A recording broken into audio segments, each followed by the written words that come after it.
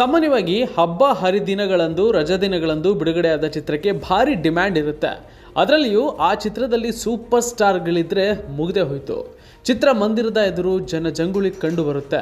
ಚಿತ್ರ ಚೆನ್ನಾಗಿದೆಯಾ ಚೆನ್ನಾಗಿಲ್ವಾ ಯಾವುದನ್ನ ಲೆಕ್ಕಿಸದೆ ಮಜಾ ಮಾಡುವ ಉದ್ದೇಶದಿಂದ ರಜಾ ದಿನದಂದು ಬಂದ ಚಿತ್ರವನ್ನ ಅನೇಕರು ನೋಡ್ತಾರೆ. ಆದರೆ ಅಸಲಿ ಪರೀಕ್ಷೆ ಶುರುವಾಗುವುದೇ ಆ ನಂತರ.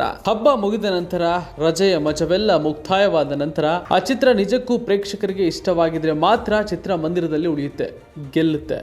ಅದರಲ್ಲಿಯೂ ಪೈರಸಿಯ ಈ ಕಾಲದಲ್ಲಿ ಪ್ಯಾನ್ ಇಂಡಿಯಾದ ಗೊಂಗಿನಲ್ಲಿ ಚಿತ್ರವೊಂದು ಚಿತ್ರಮಂದಿರದಲ್ಲಿ ಒಂದೆರಡು ವಾರ ಪ್ರದರ್ಶನ ಕಾಣುವುದೇ ಕಷ್ಟ ಎನ್ನುವಾಗ ಚಿತ್ರಮಂದಿರದಲ್ಲಿ ಯಶಸ್ವಿ ಪ್ರದರ್ಶನ ಕಾಣುವುದಲ್ಲದೆ ಬಾಕ್ಸ್ ಆಫೀಸ್ನಲ್ಲೂ ಕೂಡ ಕೋಟಿ ಕೋಟಿ ಹಣ ದೋಚ್ತಾ ಇದೆ ಅಂದರೆ ಆ ಚಿತ್ರ ನಿಜಕ್ಕೂ ಗೆದ್ದಂತೆಯೇ. ಉದಾಹರಣೆಗೆ ಮಾರ್ಕ್ ಕ್ರಿಸ್ಮಸ್ ಹಬ್ಬದ ಪ್ರಯುಕ್ತ ಕಳೆದ ವರ್ಷಾಂತ್ಯದಲ್ಲಿ ತೆರೆಗೆ ಬಂದ ಸಿನಿಮಾ.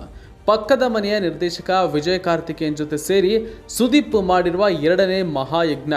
ಸದ್ಯ ಚಿತ್ರಮಂದಿರದಲ್ಲಿ ಮಾರ್ಕ್ 12 ದಿನವನ್ನು ಪೂರೈಸಿದೆ. ಈ 12 ದಿನದಲ್ಲಿ 25 ಕೋಟಿಯ ಗಡಿಯನ್ನು ಕೂಡ ದಾಟಿದೆ. ಬಾಕ್ಸ್ ಆಫೀಸ್ನ ಅಂಕಿಅಂಶಗಳ ಪ್ರಕಾರ ಸೋಮವಾರ 27 ಲಕ್ಷವನ್ನು ಮಾರ್ಕ್ ಗಳಿಸಿದೆ. ಈ ಮೂಲಕ 12 ದಿನದಲ್ಲಿ 26.22 ಕೋಟಿಯನ್ನು ಕೊಳ್ಳೆ ಹೊಡೆದಂತಾಗುತ್ತೆ. ಹೀಗೆ ಮಾರ್ಕ್ ಸದ್ಯ 26.22 ಕೋಟಿಯನ್ನು ಈ 12 ದಿನದಲ್ಲಿ ಗಳಿಸಿದೆ. ಚಿತ್ರತಂಡದವರ ಪ್ರಕಾರ ಗಳಿಕೆ ಇನ್ನೂ ಹೆಚ್ಚುತ್ತಿರಬಹುದು. ಯಾಕಂದರೆ ಬಿಡುಗಡೆಯಾದ ನಂತರ ಖುದ್ದು ಚಿತ್ರತಂಡವೇ ಚಿತ್ರದ ಮೊದಲ ದಿನದ ಗಳಿಕೆಯ ಮಾಹಿತಿಯನ್ನು ಹಂಚಿಕೊಂಡಿತ್ತು. ಮೊದಲ ದಿನ 15.9 ಕೋಟಿ ಹಣ ಚಿತ್ರ ಗಳಿಸಿದೆ ಅಂತ ಹೇಳಿಕೊಂಡಿತ್ತು. ಆ ಪ್ರಕಾರ 12 ದಿನದಲ್ಲಿ ಕೆಲವೊಂದು ವರದಿಗಳ ಪ್ರಕಾರ ಮಾರ್ಕ್ ಇನ್ನೂ ಹೆಚ್ಚಿನ ಹಣ ಗಳಿಸಿರುವ ಸಾಧ್ಯತೆ ಕೂಡ ಇದೆ.